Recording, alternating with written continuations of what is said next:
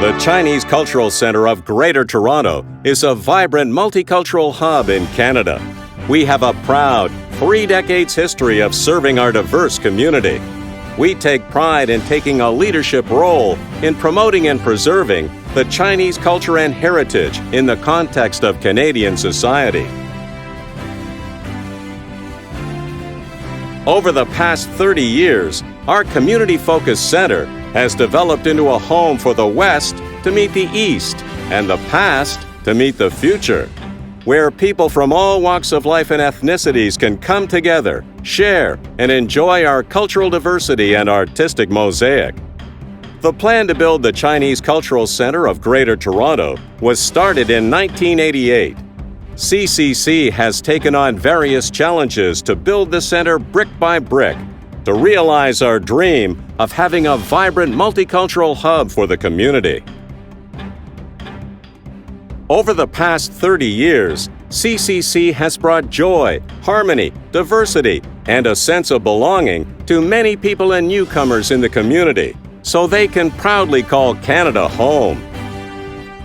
As the demography, tastes, and demands of our diverse community change, CCC is moving forward to keep up with the times. We require innovative thinking and new ways to outreach and satisfy the needs of the ever-changing community. We will continue to commit ourselves to cultural investments and to growing and empowering our young generations to carry on the legacy and mission of CCC with a new mindset. Together with a dedicated CCC team and your strong support, let's carry on CCC's legacy and put it in motion to reach new heights.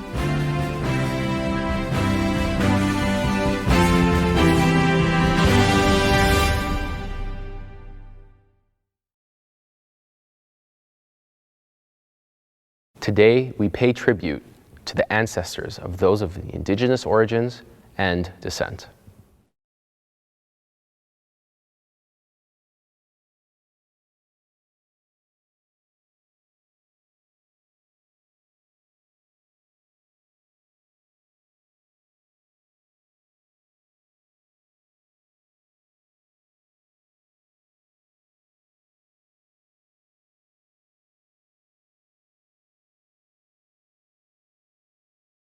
Guelph, known as Tadinaduni, the place where they built to the Mohawk Nation, on the shores of the Amnimosa River, as it is known to the Mississaugas, this place has many names that are not consecrated on colonial maps. We are on the traditional lands of Attawandaron, Anishinaabeg, and Haudenosaunee peoples, and on the treaty lands of the Mississaugas of the Credit. This place is home to peoples who can trace their lineage here back thousands of years. We are within the jurisdiction of the two-row wampum and the dish with one spoon covenant. These are nation with nation agreements, and they serve as reminders that all the people on this land are still accountable for the promises made by their ancestors. This land is a product of many stories, seen and unseen. It is shaped by the wind, the water, and the people that have flowed and continue to flow across it. It is one of the many meeting grounds of Turtle Island. It has been the stage for many dramas that have been forgotten, and many that are all too well remembered. But all of these dramas have played a part in building the life that we have today, with all of its privilege and all of its pain. Being honest and open about this history is central to the land acknowledgement. Land acknowledgements are not meant to instill guilt or to assert treaty rights. They are not lip service to institutional or governmental mandates, nor are they meant to simply convey sympathies or regret. They are a way for us all to feel more connected to the land that sustains us. They are a reminder of our responsibilities to the land and of our relationship to the natural world. They are meant to push us to educate ourselves about the history that has shaped our lives here so we can begin rebuilding relationships from a place of honesty. Land acknowledgements are meant to remind us that Canada was founded neither on pristine wilderness nor on empty space. Rather, it was built alongside and then on top of Indigenous nations that existed since time immemorial. And also to remind us that those nations continued to exist and continue to have responsibilities to the land and inherent rights to determine their own futures and practice their own languages and cultures without discrimination or interference from other forms of government. The land acknowledgement highlights the importance that Indigenous peoples place on kinship with land in a culturally responsible way, and is a step towards building a future focused on understanding, respect, reciprocity, and a reconnection with the land and with one another. Finally, the land acknowledgement is a platform for real change and real commitments to be put forward. It is meant to break the silence that has left Indigenous peoples and communities in Canada deprived of clean water, disadvantaged in educational opportunities, forced into housing and poverty crises, and destabilized by systemic racism and inequality. For settlers and visitors, the land acknowledgement should inspire questions like, what steps will Western institutions and organizations take to mend the privilege gap which began with colonization and is continued in so many of our present-day policy? How have you benefited from colonization at the expense of the cultures, lives, and livelihoods of Indigenous peoples? What will your contributions be to reconciliation and a future focused on equity, reciprocity, and nation-with-nation relationships?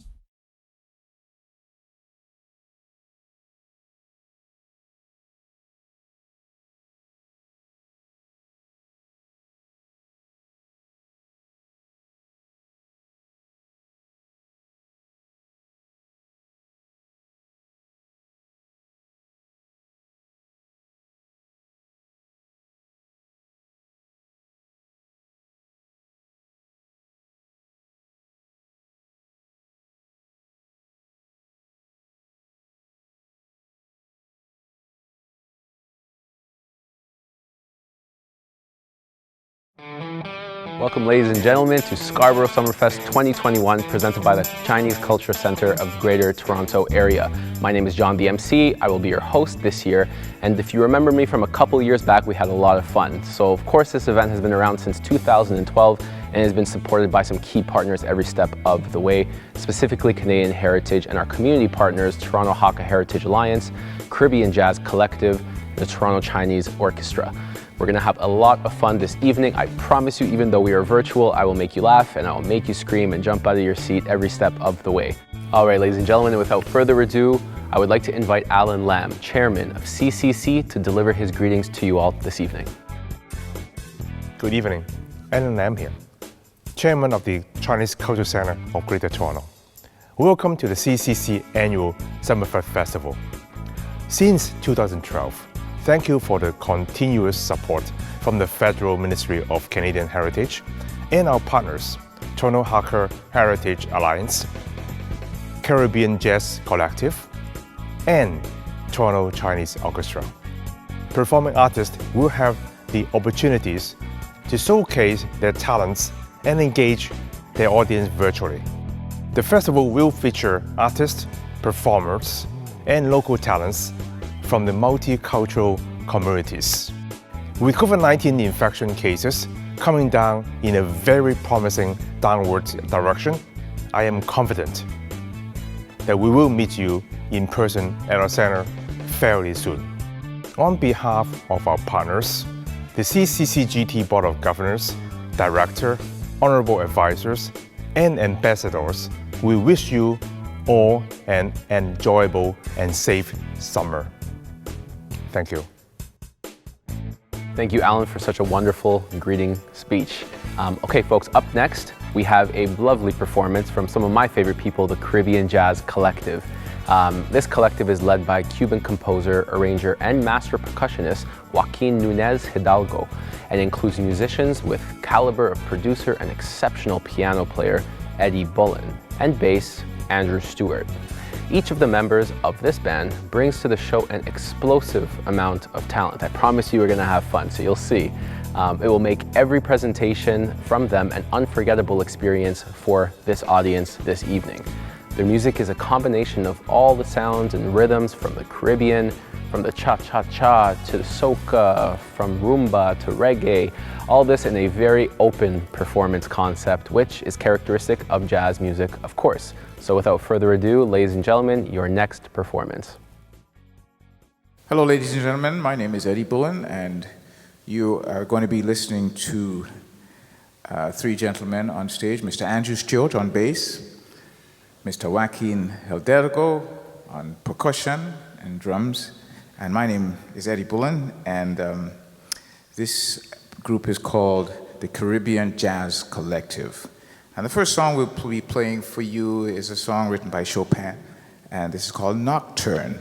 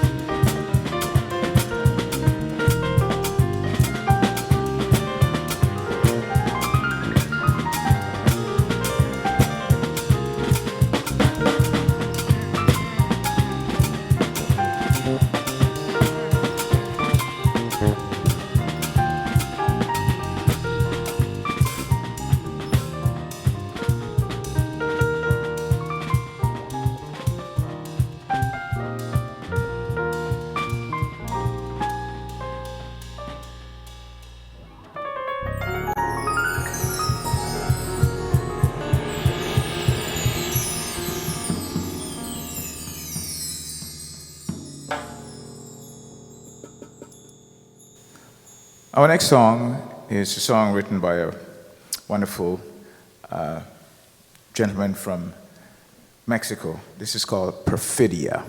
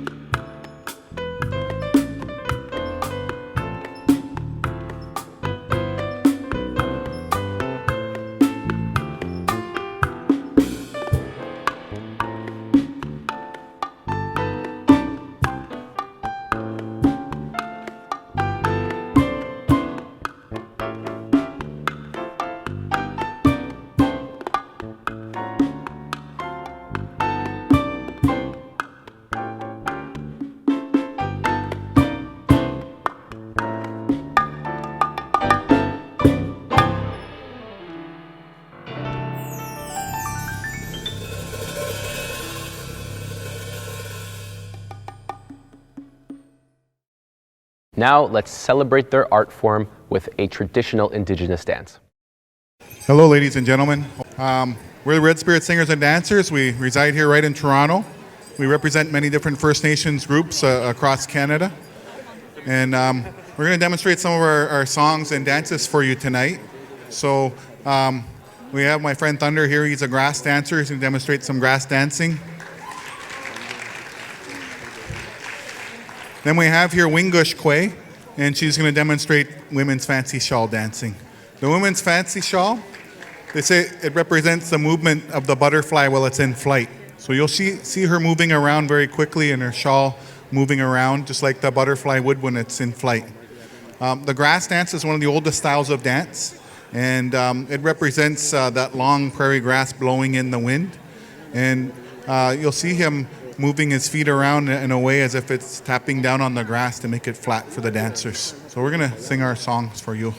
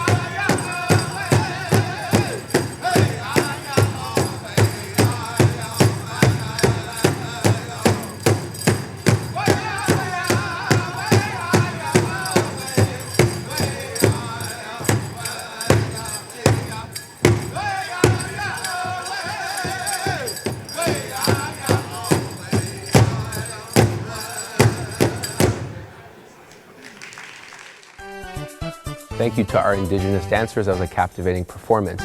Up next, we're going to go ahead and introduce Sean Chen, MP of Scarborough North, to speak to you all this evening. Sean, take it away. 大家好，我係陳勝元。大家好，我是陳勝元。Hello, this is Sean Chen, Member of Parliament for Scarborough North.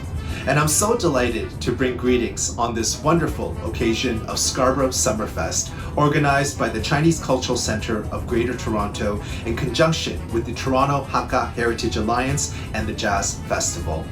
This annual event is a wonderful opportunity to bring our community together for arts and culture through dance and music, to learn about each other and share in our incredible diversity.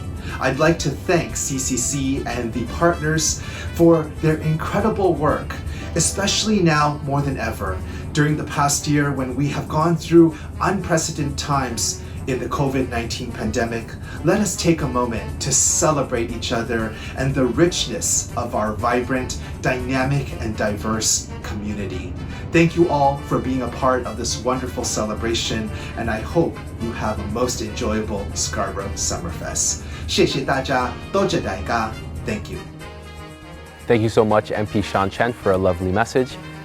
Up next, folks, we are going to introduce to you the Toronto Hakka Heritage Alliance, a big community partner of Scarborough SummerFest for over 8 years now. Now, to showcase their history and culture, we're going to bring them out on stage and you're going to sit back, relax, and enjoy this beautiful performance. Take it away. Hello everyone, welcome to the Toronto Hakka Festival 2021 virtual celebration. Today we have our president, Dr. Karen Chang, who represents the Toronto Hakka Heritage Alliance. Hello everyone, and welcome to the 7th annual Toronto Hakka Festival. I'm Dr. Karen Chang, the president of the Toronto Hakka Heritage Alliance. This is a network of organizations whose members live in the GTA and hail from the Chinese Hakka diasporas of Guangzhou, China, India, Jamaica, Malaysia, Mauritius, Trinidad and Tobago, where I am from, and South Africa. THHA was launched in 2013 to support and bring together the Hakka communities with one shared mission statement: to preserve, promote, and perpetuate our Hakka culture and heritage. Its members include Club M, Fudungon Society, Guangzhou Hakka Association of Canada, Hakka Helping Hands, Hakka Youth Association of Toronto, Mauritius Chinese Association of Ontario, Toronto Hakka Seniors Association, Zhengjin Association of Ontario, Canadian Chinese Association South Africa is an associate member, as is the Malaysian Association of Canada. THHA, at the invitation of the Chinese Cultural Centre of Greater Toronto, has been involved in the annual Scarborough SummerFest since 2014. In partnership with the CCC, each summer we host this event to bring together Hakkas from all parts of the world and now living in the GTA, to learn and share our culture, customs and traditions through entertainment, music and dance, education, symposiums and exhibits, fun, and most important, the food. For many, the highlight is the delicious food, as it is uniquely flavored by the many countries of the diasporas. The same Hakka dish in the Caribbean tastes different from that in India. In the multicultural community of the GTA, the Hakka Festival is an opportunity to also celebrate the above with the diverse peoples of Toronto and share the many contributions the Hakka Chinese have contributed to the country. Due to the unfortunate circumstances of the pandemic, SummerFest and the Hakka Festival was cancelled last year. This year, as so many events, we are going virtual. It is obviously not the same as previous years, but just a peek at what we can showcase. It is a shout out that we have survived and will be back in person next year. Today we'll have to educate us Dr. Joyce Liang, who will tell us about the 5 major historical migrations of the Hakka people.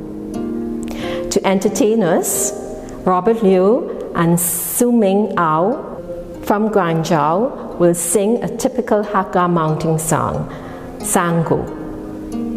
To feed us, Mike Howe from Mauritius will demonstrate cooking a simple Hakka dish, Mei Gaoban.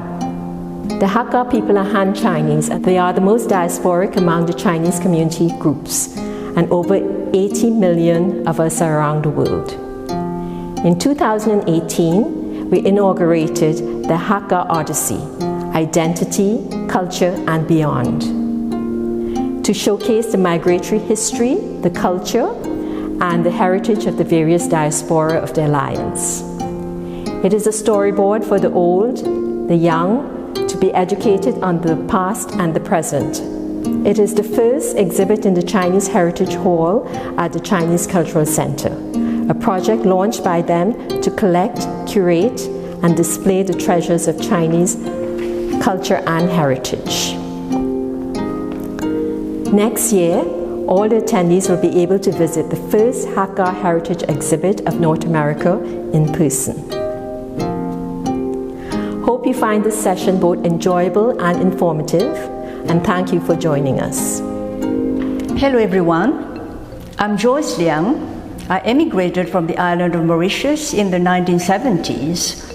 I have lived in Canada for the past 46 years, and I'm very proud to be part of a most vibrant Hakka community in the Greater Toronto area. I'm Chantal Lee. I immigrated from Mauritius in 1975 and have lived in Toronto since then. Joyce, please tell me how the Hakka got their unique identity. The Hakka's identity is mainly characterized by fierce community loyalty and adaptability.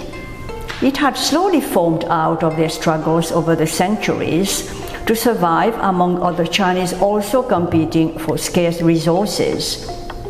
The Hakkas thus developed into a close-knit society during their migratory history. Is this why we are called Hakkas? Yes, the term Hakka or Ketia means guest family. It's because of our travels and settling down in new areas and regions all the time, we acquired the name guest families. The Hakka-speaking Chinese are a minority Han group, forming about 4% of the population of China. The Hakka dialect is one of the most homogeneous Han dialects. These are beautiful lotus shoes. Did the Hakka women bind their feet? No, Hakka women did not bind their feet. They had to work alongside the men and in the fields when the men went out to pursue economic activities outside the village and beyond, which is quite unique in the history of China. So, our identity as a unique people has been defined by our long migratory history. How long did this migration last? The first Hakka migration occurred between the 4th century to the 9th century. At the start of the fall of the Western Jin, due to the tribal invasions, Hakkas from Shanxi moved southbound, then towards the Yangtze River, settling in such provinces as Hubei, Henan, Anhui. The second Hakka migration happened from the 9th to the 13th century. The Hongqiao rebellion triggered many migrations. Hakkas migrated further south towards such regions as southern Anhui, southwest Fujian, and north of Guangdong. What triggered the third migration? The third migration from the 13th to the 16th century was triggered by the Jin invasion. During the Song-Yuan dynasty's transition, Hakkas migrated to the north and east of Guangdong, thus establishing a Hakka heartland in the area. Something interesting to note, the Hakkas during their migrations assimilated with the pre-Han indigenous communities in these regions. The fourth Hakka migration occurred between the 16th and 19th century. With the lifting of the ban on coastal habitation imposed in 1682, the Manchurians forced the Hakkas to migrate to such regions as Sichuan, Guangxi, Fulam, and Taiwan, as well as the central and coastline areas of Guangdong. Hakkas moved everywhere then, including Taiwan. Yes, indeed, they did. And Hakka is an official language in Taiwan. You will hear announcements in Hakka at train stations and airports there. The fifth Hakka migration happened from 1866 to the present era, that is, from the 19th century to now. The final Hakka diaspora occurred at the end of the Hakka-Punti War. This migration resulted from the defeat of the Taiping, that is, the failure of the Taiping Rebellion, which had happened from 1850 to 1864 and had been triggered after the great economic and social turmoil caused by the importation of opium in those times. Hence, many Hakkas had to flee to Hainan Island, Guangxi, Taiwan, and overseas all around the world. Thank you, Dr. Joyce Liang and Chantal, for sharing our Hakka migration story. Now we are going to go and meet our friend Robert Yap. Robert, when and where did you immigrate to Canada from? Well, I landed in Canada in April of 1973, and I was a teenager at that time. I came over and did my schooling here. They had grade 13 back then. and then my university, and then after university, worked with Ontario Power Generation, Ontario Hydro for 32 years, and now I'm happily retired. How many years have your organization been doing the Toronto Hakka Festival as part of the Toronto SummerFest? We've been participating in the SummerFest since the year 2014. That was our first year that we did that. And first year was a very successful year. I'd say we had upwards of over 2,000 people visit. Then we had some other things going on there too, with what we call the singing competition that we had that was really a hit. So we had a lot of people that year in 2014. That was probably our strongest year. Tell us something unique or special about the Hakka Festival. To answer that question, you have to understand the makeup of the Hakka community here in Toronto and Ontario. The Hakka community is made up of many diasporas. You got diasporas from Ganto, you've got from Trinidad, you've got from India, you've got from Jamaica, and then you got Mauritius, and then some from Malaysia. So when we thought about this concept of having a festival, some sort of a Hakka festival, it is one of the more unique things where we bring all the diasporas, or we try to bring all the diasporas into the festival. And so that in itself is pretty unique. A lot of these diasporas, they have their own organization. As an example, the Mauritius would have two organizations, Club M and the Mauritius Association of Ontario. And the Trinidad has the Fuitungon Society, and the Indian Hakka has several of them, Hakka Youth being one of them, and then Hakka Helping Hand amongst others. So when we come together as a Hakka collective group, it's quite impressive to see. So that's one of the unique features. The other unique feature about the festival itself is this is the only festival that I know of, and I think most of our Hakka colleagues agree, is that we actually cater Hakka food at this festival. So you can actually come in and enjoy Hakka cuisine on that day. So it's a lot of fun. Why do your organization host the Toronto Hakka Festival? Again, the structure of the Toronto Hakka Heritage Alliance is such that we work collectively with a lot of the different diasporas.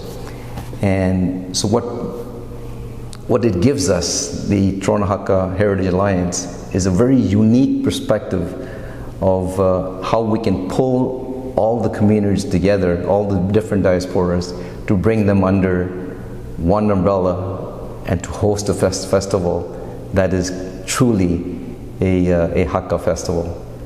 So that's a fairly unique feature. The rest of the organization, if Fuitungon did the picnic, there would pretty well be only the Fuitungon people from Trinidad, and then likewise the Tsongtsin Association from Jamaica will have only their own picnic. Whereas in this festival, we try and pull everyone together. That's the power of having the Toronto Hakka Heritage Alliance as an organization. Thank you, Robert. Hello, today we are going to hear Hakka Mountain Song from two great singers from Jiangxi province, and they live in Guangzhou. This is Robert Low and this is Suming Ao. And the song they're going to sing is Going to Wampai. And if you could understand, you could hear the echoes of the mountains. Please enjoy. Thank you. 哎呀嘞嘿，这山过就过王牌，嘿呀嘞，王牌的路相就像爱呀更爱，哎呀走了几多个山之路，已经晓得爱新冠过。 做了几多个浪潮我个海，哎呀嘞嘿，大家三个就过王牌，嘿呀嘞，王牌的路上就等我呀个来。哎呀，做了几多个田种事，你只晓得爱心关怀。是了几多个烂船呀个船，哎呀嘞嘿，大家三个就过王牌，王牌的路上就上爱呀个爱。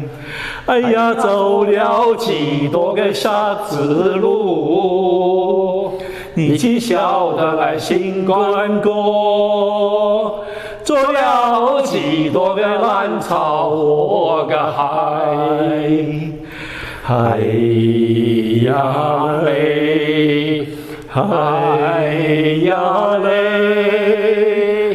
哎呀。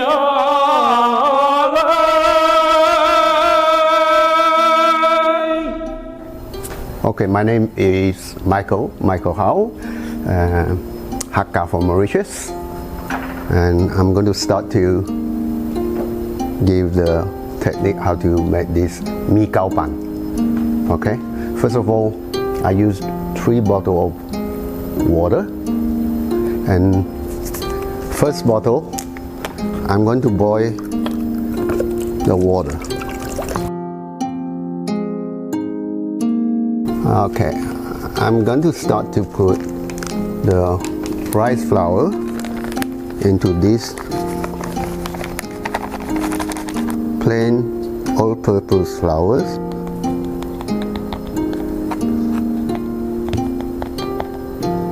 Approximately 3 cups.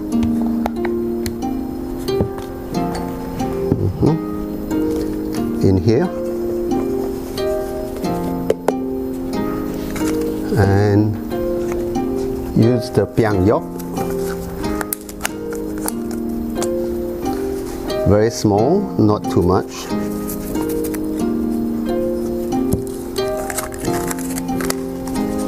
And some salt, also maybe about 2 or 3.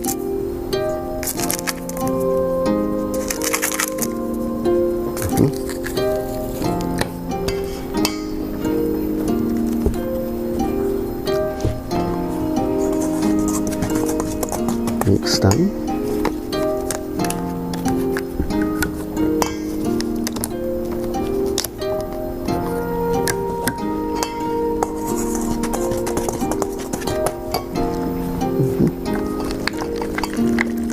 I started to pour the first bottle in here, and the hot water would follow.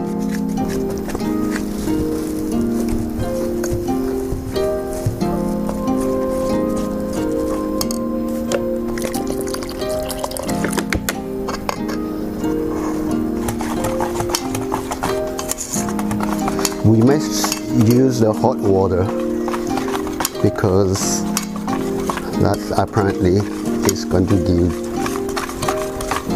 the consistency, and also we have to stain the mix. Okay, I'm going to get the hot water.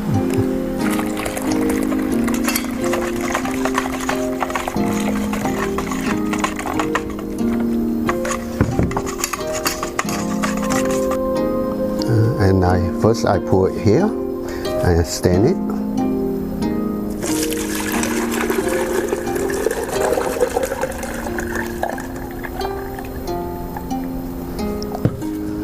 We have steamer, underneath we have water, and also we put the cups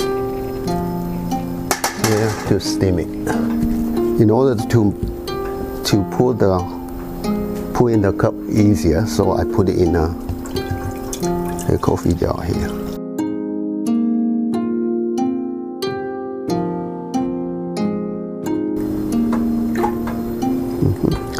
So bring the water to boil. And also, after it boils, you have to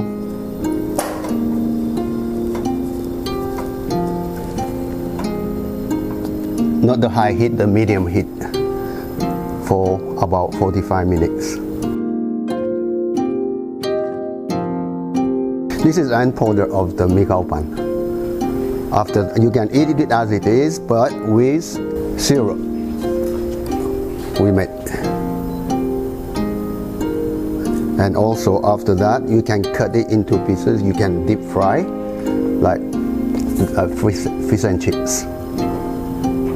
Okay, and this one here, you can cut it in cubes, and you can stir fry with no meat usually, but also with the syrups, but with jiu cai. This is how you make the mi khao pan.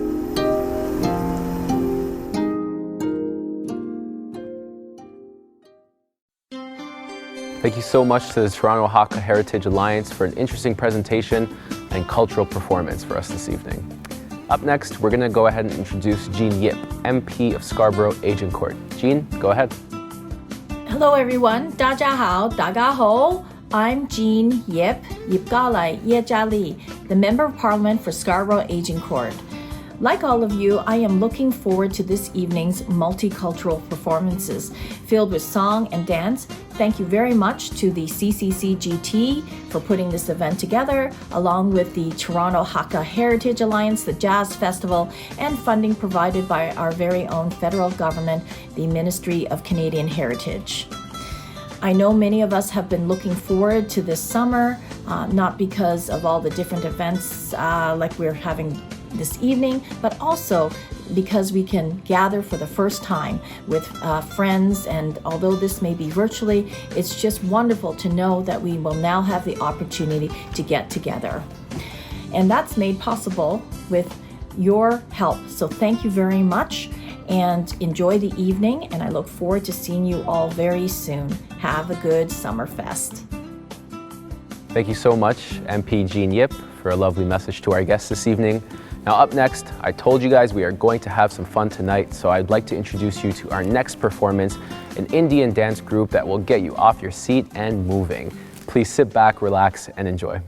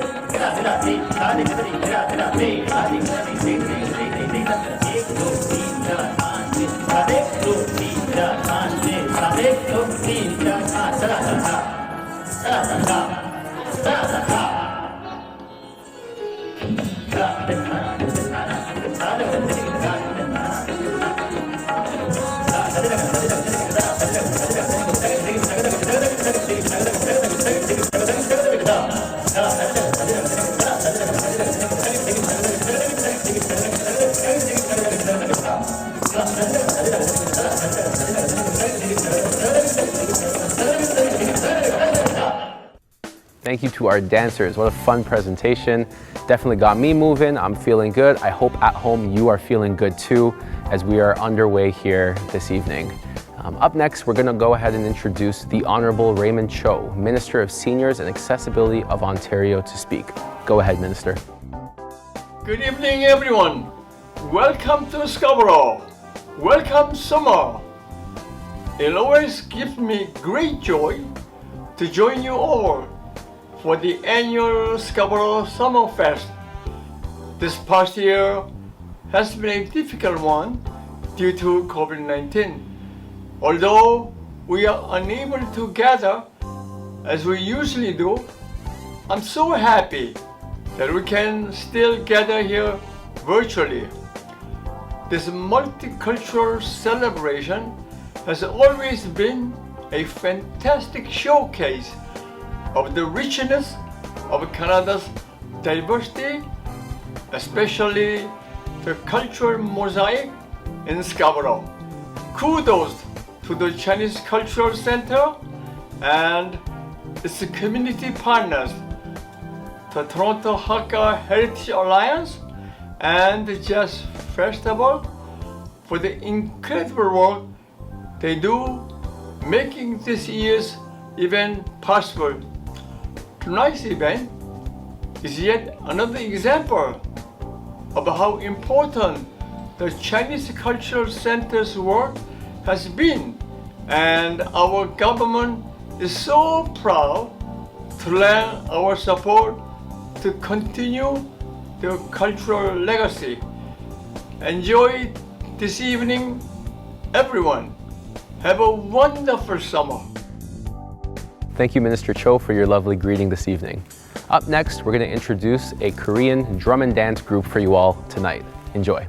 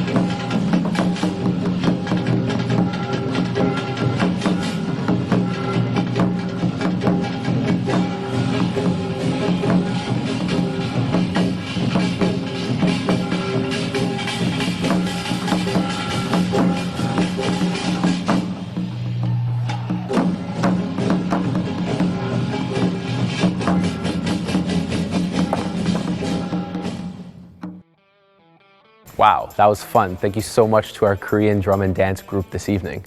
Up next, we're going to introduce to you Eris Babikian, MPP of Scarborough Agincourt. Eris, go ahead. This festival encourages the community activism, the community members to come and enjoy the summer with their families and also learn how to volunteer with so many great organizations. One of them is CCGT. I would like to extend my heartfelt appreciation to all partners who joined the CCGT to organize this year's event. I would like to extend my appreciation to performers, the artists who bring their talent to this festival to enrich our society and make us proud of them. So once again, my heartfelt appreciation to the organizers, to the volunteers, and to the board and the management of CCGT and all other community organizations. Enjoy the summer.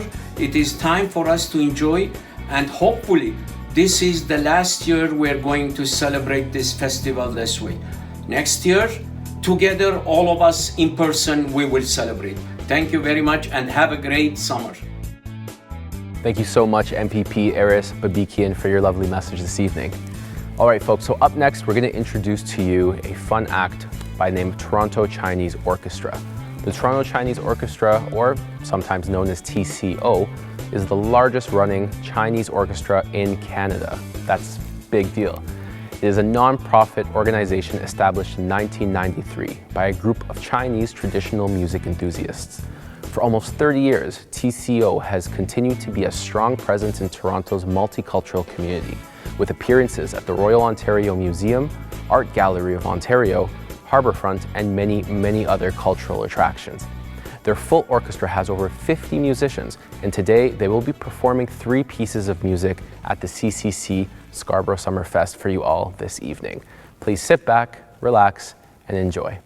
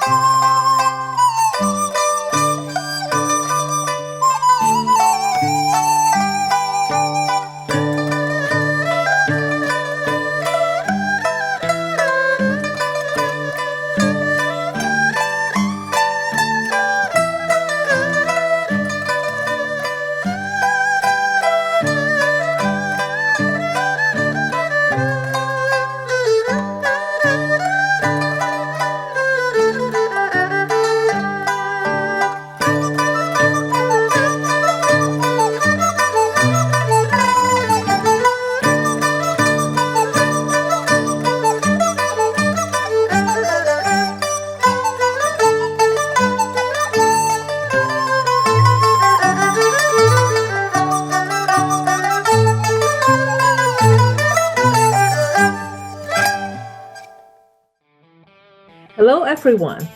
This is Daisy Wine, Member of Provincial Parliament for Richmond Hill. I bring warm greetings to everyone attending the Chinese Cultural Center's Scarborough SummerFest virtual celebration. This is an amazing event of great excitement and fun for the whole family. The multicultural performances that are on display tonight reminds us of how blessed we all are to live in such a vibrant and diverse province. I want to thank the entire team at the CCC for your dedication to promoting arts and culture in our province. You have played a pivotal role in ensuring that the Ontarians remain connected and engaged with one another throughout the COVID-19 pandemic. We are all grateful for your leadership. I thank you again and hope you all enjoy today's festivities. Thank you so much to the TCO for a captivating performance. I don't know about you, but I am feeling very relaxed. I hope you all are having a great evening tonight. Up next, we're going to go ahead and introduce to you Mayor Tory to the stage. Mayor, go ahead. Hi, Mayor John Tory here, and it's such a pleasure to join you all virtually for Scarborough SummerFest. Since 2012, this festival has brought together the community, the entire community, through the promotion of local artists, the celebration of heritage, and facilitating intercultural connection. It's a beautiful thing. It's so important to the well-being of the city that we have that connection with each other, given our diversity. And while you would normally gather together in person, this year has to be different because of the pandemic. And I want to thank you for your patience and for your flexibility through this very difficult pandemic year. I know it's been challenging, to say the very least, but it's events like SummerFest that give us a sense of hope and really do allow us to still have that connection, even though we can't be together in person. This year's program won't disappoint, I know that. Showcasing the rich and the ranging talent of Torontonians through local artists, through musicians, this year's festival still offers us an opportunity to come together virtually while we safely stay apart for just a little while longer. So with that, I wish you a wonderful event, and with the promise of the vaccines, I look forward to the day when we can all celebrate again in person. And that's going to come very soon, I'm sure. Thank you very much. Thank you so much, Mayor Tory, for your lovely words this evening. Up next, we're going to bring to you a Chinese contemporary dance filled with beautiful costumes and flawless choreography. I know you'll like it. Sit back and enjoy.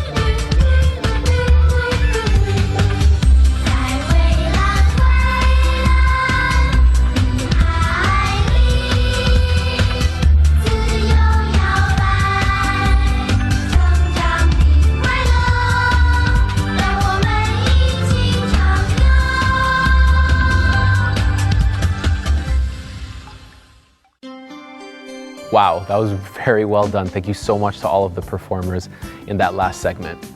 Up next, we're going to introduce to you City Councilor Cynthia Lai to take the stage and say a few words. Hello everyone, I'm Cynthia Lai, the local city councilor where CCC is located.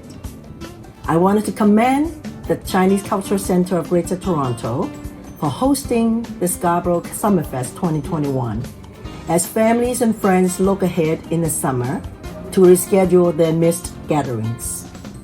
The Scarborough SummerFest started since 2012 and this year brings us together virtually despite the pandemic. We can enjoy multicultural performances by members of the Toronto Hakka Heritage Alliance, Caribbean Jazz Collective, and the Toronto Chinese Orchestra, regardless of where you are. An amazing way to celebrate the wonderful aspects of Toronto's diverse cultures.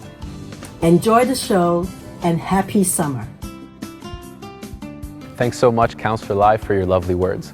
Now, I promised you I would bring back the Caribbean Jazz Collective, and I am a man of my word. So please, everybody, to end off the show, I would like to reintroduce to you the Caribbean Jazz Collective with a lovely Caribbean performance. Please enjoy.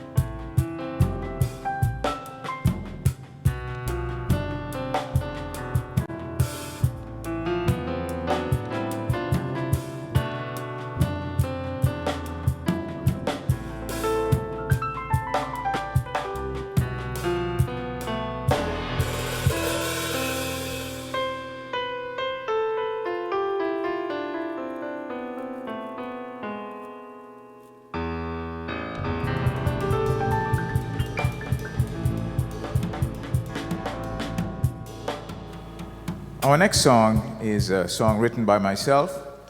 This is a song entitled Grand Dance. And on stage this evening we have Mr. Andrew Stewart on bass, Mr. Joaquin Hidalgo on drums, and my name is Eddie Bullen.